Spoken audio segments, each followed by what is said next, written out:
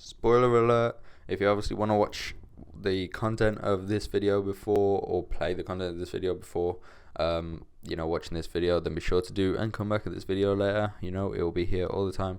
And yeah, I'll see you guys later.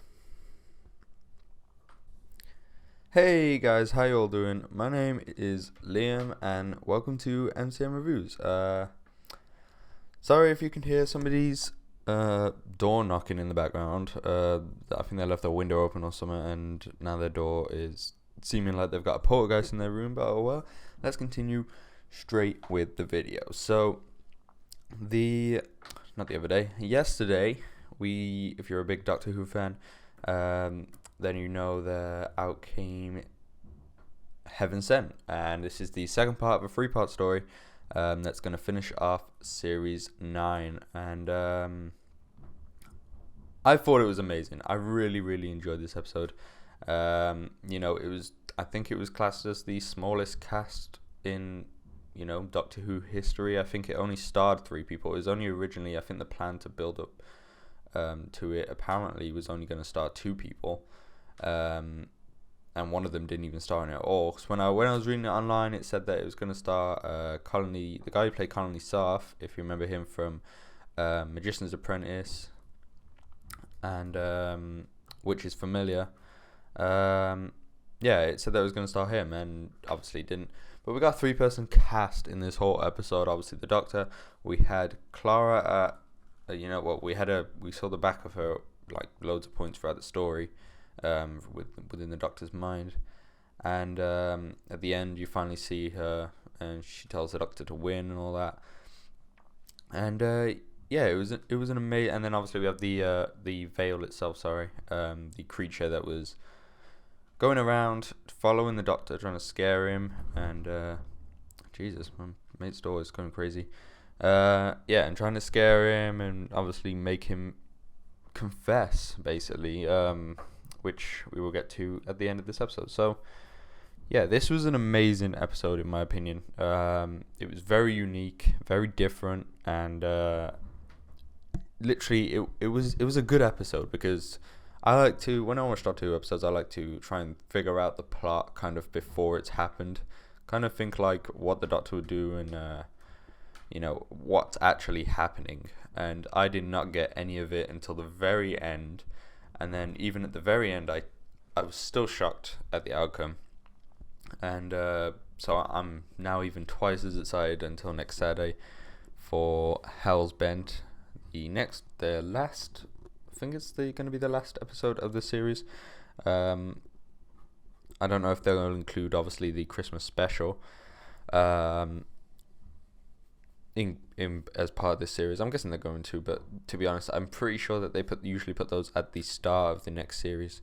So obviously this will be the final episode of series 9, which I've really enjoyed. Series 9 has been amazing so far, and I'm really enjoying Peter Capaldi as the Doctor. And series 9's been amazing. We've seen, found out the reason why the Doctor chose his face. We saw the Doctor make somebody immortal.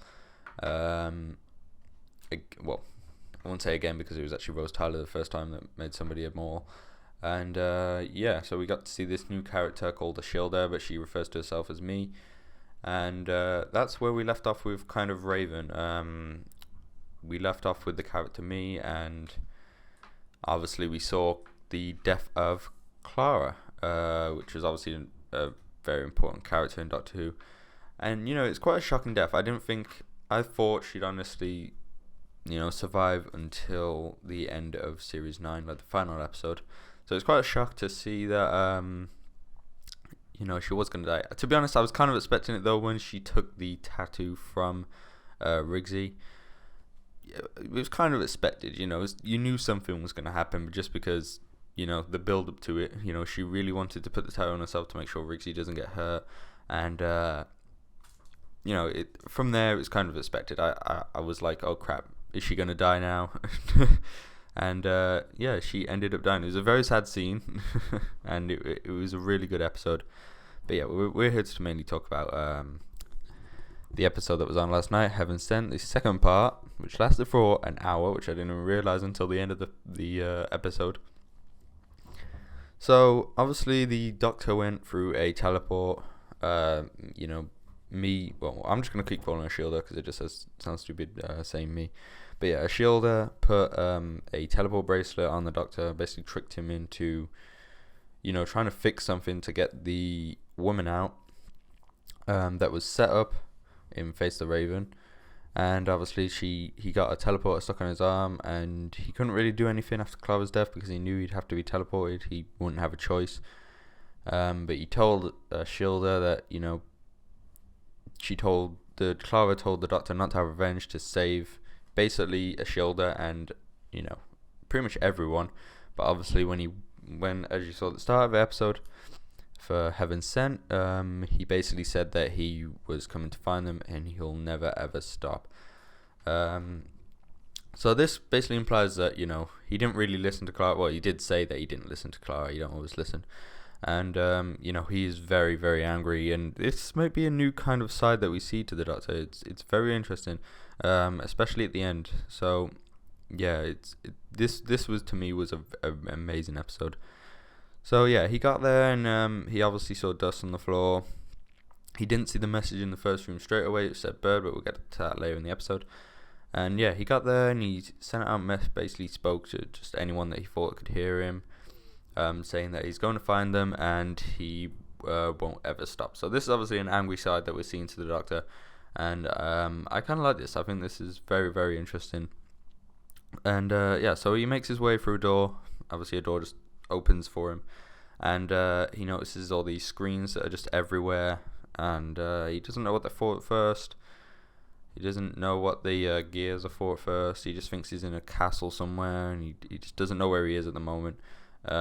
He couldn't find out where he actually was because apparently, well, he was going to use the stars at night to basically position where he was in the universe, see what planet he was on and everything. And he couldn't do that because it kept changing, and yeah, everything basically kept changing. So then he noticed this screen turn on, and he noticed that he was being watched from somewhere, and he thought it was a camera, but it wasn't. It was the Veil, the creature that we basically see throughout this whole episode, that was basically used to scare the Doctor, basically. It was there to kill him, to be honest. It was there to go after him, and but he didn't know that the whole time. He didn't know what it would do, and until obviously it was too late. And yeah, so it basically just went around following him, but it followed him slowly, which made the Doctor, I think, more scared. And he knew that eventually it would catch up to him, and he's only got a certain amount of time to basically solve how to basically get out of there. And so he ran around. He came up with a plan that because of the speed of the Veil, he could kind of outrun it if he just lured it to one spot and then quickly ran to another spot. He'd give himself a few like half an hour or an hour to basically try and solve something. But that's a bit later on in the episode. So after he was being chased by the Veil, he made his way to a room where he saw Clara's picture, and I don't know. I still don't know what this actually meant. I think it was just because it was in his dial, which we'll get to later. But I'm not entirely sure why there was a picture there of Clara. I don't know if it was to basically help him out, or to make him think like Clara would think, I guess. But I'm still not sure. I think it was just to honestly make him even more scared, because he obviously just experienced the death of Clara not long before he got teleported there. So it's very strange what that picture was doing there, but obviously then he had all the things that he needed to basically work out gravity and how far someone was going to hit the floor, because then the Veil caught up to him in the room, which I kind of like the Veil. I like that it kind of signifies death with all the flies flying around him. He's got a veil over his head. It would be interesting to kind of expose the creature of what the creature actually looks like and where the creature actually come from. For the whole time that this story's built up, the mention of the hybrid has been around. I think BBC made a TV trailer on it at one point, and yeah, to be honest, I thought at first when we first saw the veil, I thought that he might be the hybrid. But obviously it was just another creature to scare the living crap out of the Doctor, apparently. But you never know. We may see it in Hell's Bent, but I'm not too sure. But yeah, it caught up, and the Doctor made an escape out the window. He was working out using different objects around the room.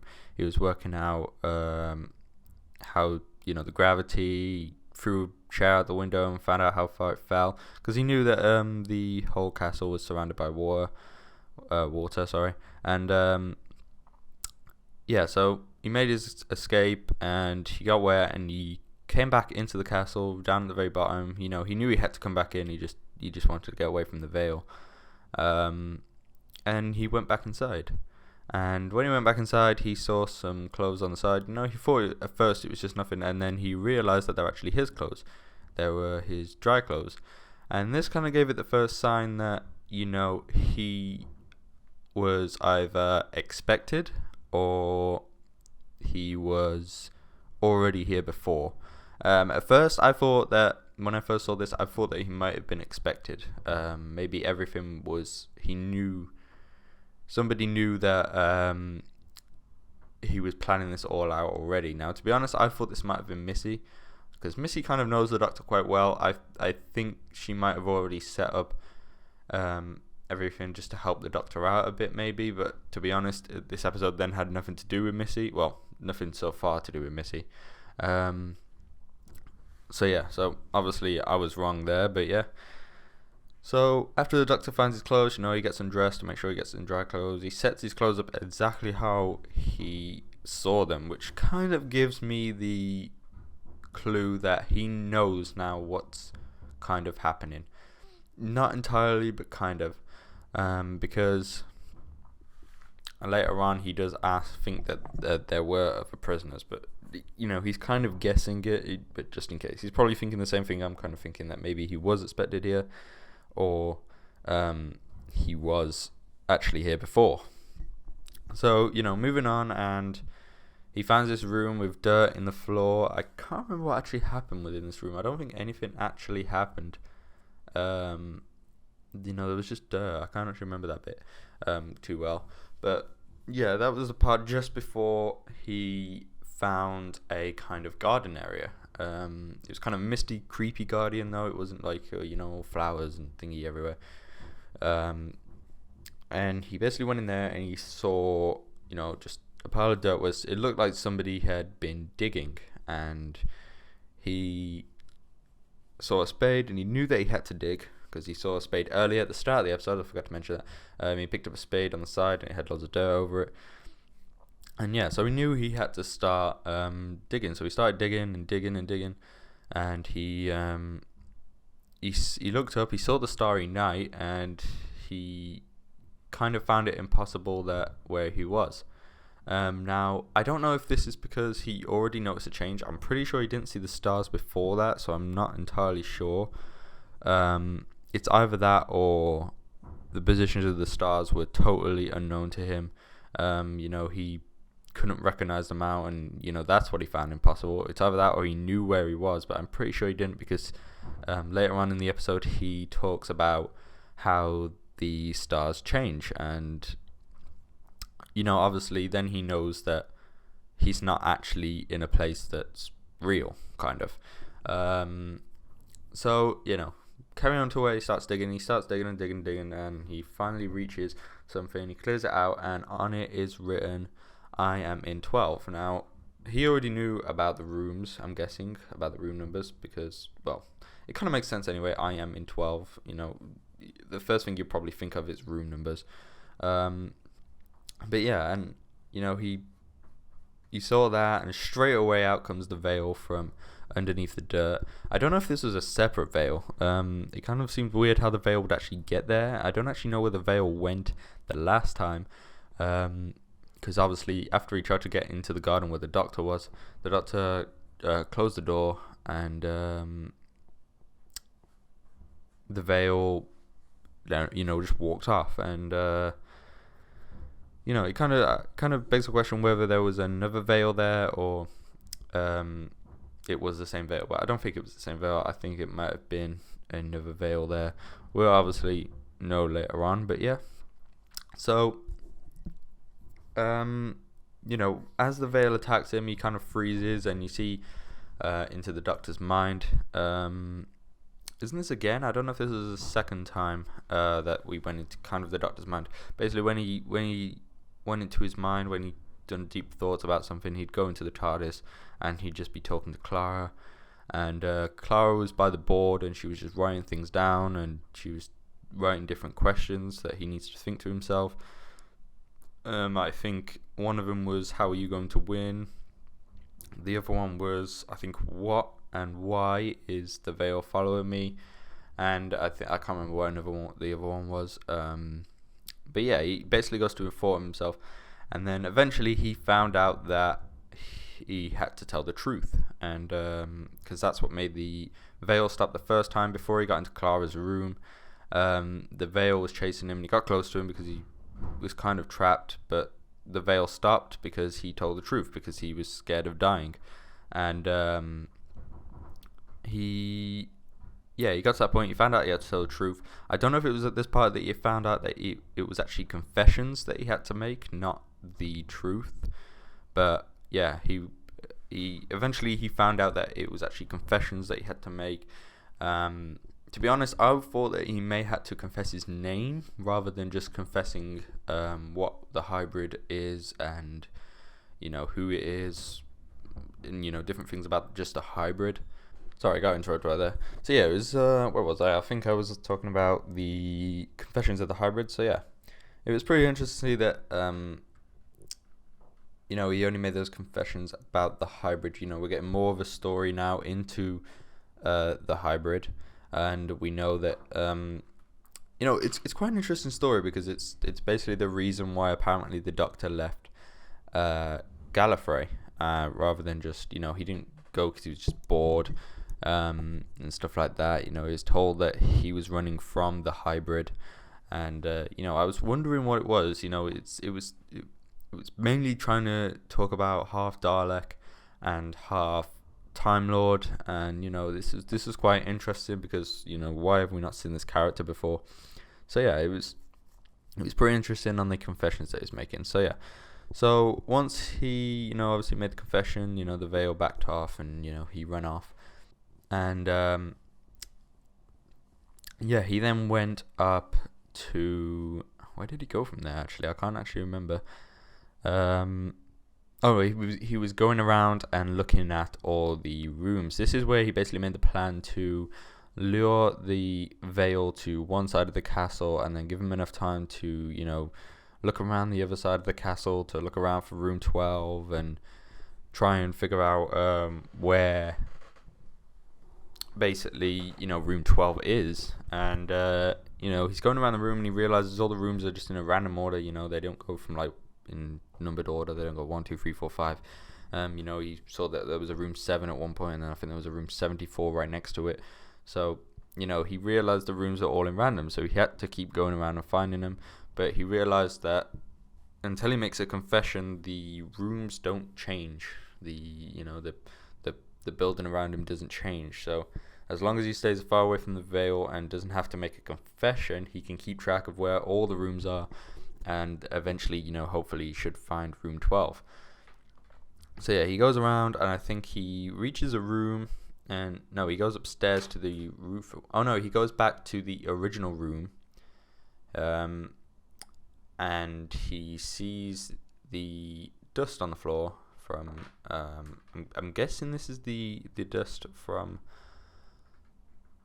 kind of don't want to get this into the story, but yeah, it was basically the reason that all the skulls, when he fell into the water, he saw all the skulls, and these weren't other prisoners. These were apparently the Doctor trying many times to crack the story, and you'll see, basically you'll understand basically at the end.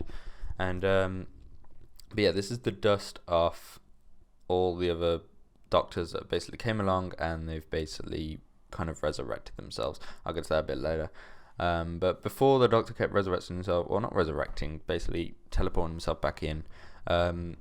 he writ something on the floor, and he writ bird. I still am not entirely sure what this means. I didn't get this. I was actually trying to understand it last night. I think I'll probably have to watch it again. But yeah, he writ bird on the floor, and obviously we saw the skull, because the skull obviously didn't disappear because it was the part that was connected to be able to allow the doctor back. So it didn't completely fry the skull. It left the skull where it was. The doctor picked it up, and then I think a door then opened after he picked up the skull to the roof, and he went to the roof, and he realized that he'd been there for such a long time. The veil was also right behind him as well, coming upstairs, and he realized he'd been there for a long time. He didn't realize he'd been there, sorry. He realized he'd been teleported to the future, 7,000 years into the future. So he hadn't understood yet that he was the person that had been there the whole time.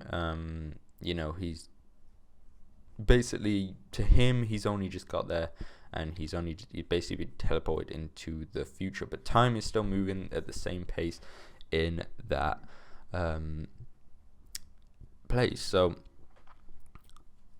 we get to the roof, and he makes another confession. I can't remember what all the confessions were. I think I'll have to watch the episode again, but I can't remember what all the confessions were. Some of them was, obviously the first one that he made was being scared about dying. The second one, I think, was that the hybrid was real, and that he knows what it is and where it is and stuff like that. I can't remember what the other one was. I think there was another one.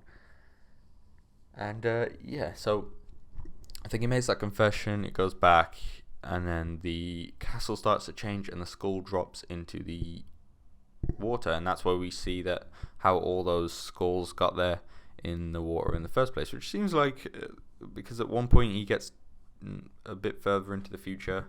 How the hell did that many skulls fit in the water? But yeah, we'll obviously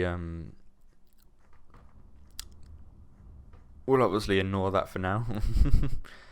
So he goes back downstairs from that. I think this is the part where he walks along the corridor, and then he finally stumbles upon room 12. He finally sees a door that opens for him, and he goes downstairs, and he sees another pair of doors with 12 written on it, and he opens the wooden doors, and he finds out there's another brick wall behind it. So he finds out that he has to make another confession to be able to move the castle again and be able to unlock the door, because you can see a gap in the side of the door, and he realizes that as the castle moves round, the door opens and closes.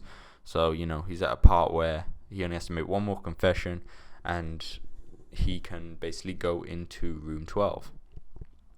And he calls out first. He thinks somebody's in there, but nobody's in there. Nobody's with him. And he goes.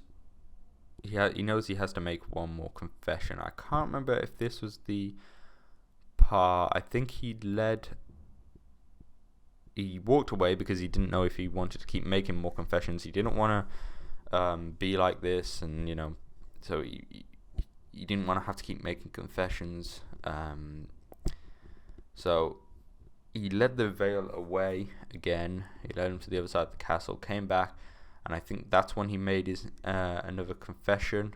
But it still gave him all the time he needed. That's what he's counting because as soon as he entered room 12, he started kind of clapping his one hand together in seconds, every second going by, making sure that he's got enough time before the veil actually arrives. And he enters room 12, and it's different. It's different to all the other rooms. It's not a normal room. I think the sides were made of some sort of metal. Can't remember, but it was quite shiny. Not too shiny. It was just like a metal kind of texture. And he walked forward, and he saw this kind of texture. He knew what it was. We obviously didn't know what it was first. Apparently, it was a material that was 4 times as hard as diamond, or 40 times, or something like that. And he knew he wasn't going to be able to get through it unless he confesses, but he couldn't confess. So he, and this is the part that got interesting, because he finally found out there was no other prisoners. He finally found out that he was the one that had been there that entire time. And we started to see him trying to punch it down. We were like, oh okay, what's going on here? And he then, he gave it a couple of punches. He started, a little speech on, how time and, can be infinity and stuff like that. He knew that he was going to be here for a long time, and he knew that he was going to, well, to him it would feel like such a short time because he'd basically be restarting over and over again. But it would actually be a long time, and he was starting to punch it down because he was going to slowly and slowly over many, many years eventually get through the material that's 4 times harder than diamond. And it would take him a long time. And as you may have seen, it was kind of going through it over and over again because he lived the same things throughout, each time he was there. It was exactly the same. Don't understand how it's exactly the same though, because I'm pretty sure that the veil, I'm sure just a different movement of the veil would, kind of alter where the Doctor goes and what he finds out. Maybe he'd find out most of the stuff that he found out, but surely because of the veil's movements, it'd be a bit different. I'm kind of hoping that was the case, but I could be wrong, but yeah. So he started punching this down, and we find out that the Doctor's been there so many times. You find out first he's there for 7,000 years, then you find out he's there for 120,000, and then he's there for millions of years, and then we found out I think the end result was that he was actually originally there for 2 billion years, and trying to literally just use his hand to punch through this thingy that was harder than rock. And finally he gets there. He finally breaks it down, and he just gets through. One thing I didn't mention, that every time he keeps trying to punch it down, he punches it about 4 times, and then the veil keeps on killing him. That's why he couldn't just keep punching it. Plus obviously it wouldn't work, because if it takes him 2 billion years to keep punching it down, eventually he's going to die of old age. And it wouldn't work normally. But yeah, the veil kept killing him, and then he'd crawl back to the teleport room, the original room that we started off in, and he'd apparently he'd connect these connectors to his brain, and apparently the Doctor was saved in the hard drive of the teleporter, so he just reenact the teleporter, and it would just take him back to where he was at the start. But he'd burn out then, because I'm guessing that's what the veil's power was, or he, at least I'm thinking he maybe just fried up because he imported himself into the computer, basically. He used his memory to basically bring himself back, and start the day all over again. Well, not the day, depending on how long it lasts for. So basically this lasted, eventually you'll see when he says that he thought he'd been transported 7,000 years into the future, his timer gets up and it goes all the way to 2 billion. He finally gets there, and he finally gets through. And he jumps through, and he gets out. And you see him in this kind of desert place, common orangey floor. And I think everyone's first opinion was Gallifrey. My first opinion was Gallifrey, straight off the bat. It was either Gallifrey or Skaro, and I was going more for Gallifrey. I couldn't really see it being Skaro. It did look kind of a bit different to Skaro anyway, but yeah, my first opinion was Gallifrey. And then we find out it was. This kid comes up, and he basically tells him, can you go to the city? Can you tell them that I'm here, I think, and if they ask who I am, just say I took the long way round, which obviously means that he went through his confession dial. I don't know if they're going to get that straight away, if they actually set that up for him. I mean, they must have. The story seems to be a bit confusing for me at the moment, like who actually teleported him there into his own confession dial. And they obviously wanted to trap him there, so somebody kind of doesn't want to see the Doctor. I'm guessing they wanted to keep him in his confession dial. But yeah, and then the most interesting part about the whole episode was at the end. It turns, you see the Citadel, and then the Doctor picks up his confession dial. The thing that he came out of basically turned into a confession dial afterwards, which I'm guessing was his confession dial, after he's the one in it making all the confessions. and yeah, it's the camera turns and you see the citadel of the Time Lords. So he's obviously on Gallifrey, and he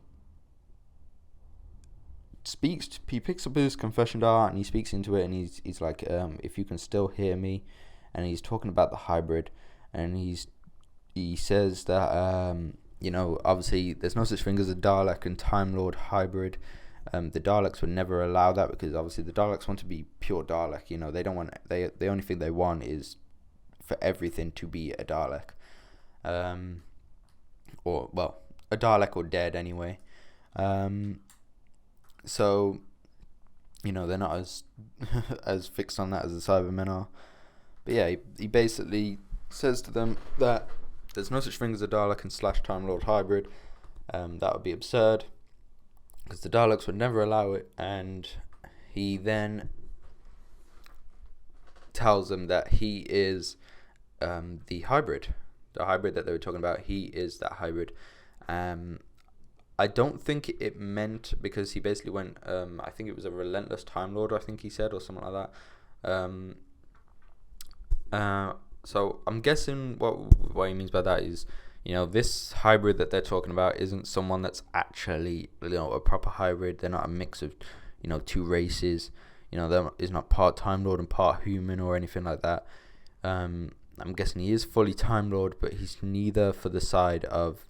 I think what the hybrid means is what we've kind of known all along. The Doctor isn't really on the side of the Time Lords or the Daleks. Well, he's obviously on the side of the Time Lords because they're obviously his race, but through what the Time Lords, there are some evil kind of Time Lords out there, kind of corrupted, and they plan, like when the Master brought him back to Earth in the End of Time.